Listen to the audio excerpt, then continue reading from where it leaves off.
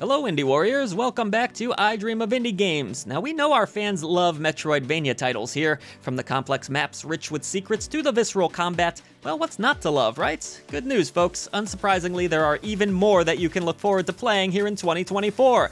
This is 10 Metroidvania games that we're super stoked to play this year. You know what else has us excited too? The growth of our Patreon and community. Head on over and support independent content at patreon.com/idreamofindiegames. You will gain Discord access, early ad-free shows, a brand new podcast, shoutouts at the end of every video we produce, and even free games depending on your tier. Your new indie gaming community is waiting. Also be sure to check out OK Nia every Wednesday at 9 p.m. Eastern over at twitch.tv/idreamofindiegames. She's playing the hottest indie releases and can't wait to meet you. Alright, let's get right into the list, starting things with the Mobius Machine, a fun-looking action Metroidvania taking place within an alien universe. The Mobius Machine comes to us from developer and publisher Madruga Works, and honestly looks pretty adorable. This game seems to skew a bit more Metroid than Castlevania in its combat, with players being able to shoot in just about any direction they wish. You'll also have the ability to hold 2 weapons at once, so swapping should be simple enough.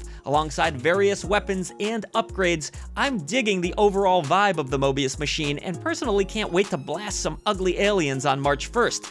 In fact, I won't have to wait, and you won't either. There's a demo available on Steam right now, so you can get a taste of the action for yourself. While this next game doesn't have a concrete date just yet, it is scheduled for 2024, so fingers crossed. We're talking about the adorable Metroidvania, Dewdrop Dynasty. Yes, this one looks extremely cute, whether it be the main character, the environments, or the enemies. Combat looks pretty fun with being able to bounce around and shoot freely, and the traditional Metroidvania map also seems pretty well implemented from what I can tell based off the trailer. Just like the previous game, there is a demo for this one available as well. It looks like where the developers are trying to set themselves apart a bit is in the storytelling here. They claim the game will have a, quote, dramatic narrative, so we'll have to see how it all comes together. Either way, it sure looks fun to play, and I can't wait to get my hands on Dewdrop Dynasty. Come on, drop already! Heh. So nights are all about honor, right? Well, I'm honored to shout out this next 2024 release. It's Trophy Night! This action Metroidvania has a charming 16-bit style to die for. The animations are looking great, with varied environments, and a cool combat system that seems to have a heavier emphasis on defense. Giant maps, bosses, and treasures, oh yes. With the 16-bit era being one of my personal favorites, Trophy Night speaks to me. Let's hope it gets a date very soon, and we won't have to wait all that much longer to play it. I'll give it another night or two. Haha, these are only gonna get worse as this goes. And now I would like to turn to the stars with Astra, Fading Stars. Definitely looks tough this one, but loving the majestic art style here. The backgrounds in particular are looking great. It seems to have a bit of a different vibe from a lot of the more recent Metroidvania games with the dark, brooding gore and all of that stuff. This one goes back to a fantasy setting with that Ori vibe. From what I gather, you'll use your soul to deal with most challenges, and from what I can hear of the orchestrated soundtrack, it's really lovely. Hopefully we'll be playing this one soon so that its star doesn't burn out, but like many of these games, there is a demo available now. I guess then we shall keep with the fantasy vibe, makes sense to me. We're gonna go with Rin, the Last Child next. As the youngest child, I find this name kind of relatable. Anyways, Rin also looks pretty majestic. It seems you'll have a good variety of different spells at your disposal, and tons of platforming to take part in. Inspired by the myth of Cronus, this twist on a fairy tale could potentially make for a compelling narrative. I'm rooting for Rin the Last Child to be the first of many for this franchise, not the last. Well then, here's something you don't see every day, a Metroidvania game where you get to play as a freaking diamond. Not Neil Diamond or someone else with the last name Diamond, a literal diamond with attacks and everything.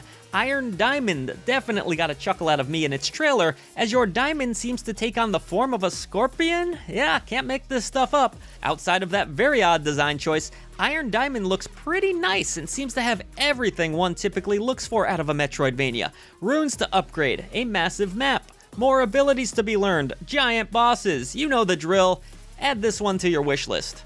Oh my goodness, I've been waiting for this one. We get to play as a puppy in a Metroidvania. It's Cavalier. Yes, you'll play as the King's Doggo, and it looks just as cute as it sounds. Alright, well, I will admit the graphics aren't the most detailed here. It looks a little bit rough around the edges. Some of the gameplay doesn't really seem fully fleshed out in the trailer, but hey, there's some time. This is coming out later in 2024. and you do get to play as a dog, so I can't complain too much. Now the winds are changing with our next release, a late window 2024 one at that. We're talking about Winds of Arcana, Ruination. Said to feature deep lore, the game has a dark, gothic vibe, which isn't all that surprising for the genre at this point, is it? Combat seems to be more sword-based, with a few spells mixed in, but you'll also acquire spears and axes, so it seems like there will be decent weapon variety all told. How this game fares will really depend on the narrative. What can it do that stands out from other games? Will it simply be fun enough where people don't care? You can take it for a test drive yourself right now, the demo's on Steam. Okay, don't laugh at me for this one. Maybe it's a stretch to come out in 2024, but I'm trying to be optimistic here with Heartforth Alicia, a wild card indeed. But let's hope it comes out because it still looks really great to me. The gorgeous pixel art, RPG mechanics, and detailed Metroidvania map appear to be top-notch. Combat and platforming look fun and responsive, and the overall world with its enemy designs just seems really whimsical and inviting to me. With inspirations like Xenogears and Final Fantasy Tactics mentioned by the developer, I can't not pay attention to this one. Fingers crossed, come on, let's get this one out at last. Hey folks, thanks for making it to the end of another list. We appreciate it and will reward you with a great looking Metroidvania here. We're talking about Crowsworn. This dark and stylish action title looks like a blast with a mix of slick platforming, melee combat, and ranged attacks. The bosses in particular look awesome to me, and they're pretty speedy too. The game in general seems to flow along really nicely. I like the art style myself, and I'm always up for something dark with curses, you know, death and despair, it's kind of my thing. The game will feature 120 enemies, that's a lot, and 30 bosses to go along with them. There's tons of equipment options and so much more, a fully original soundtrack.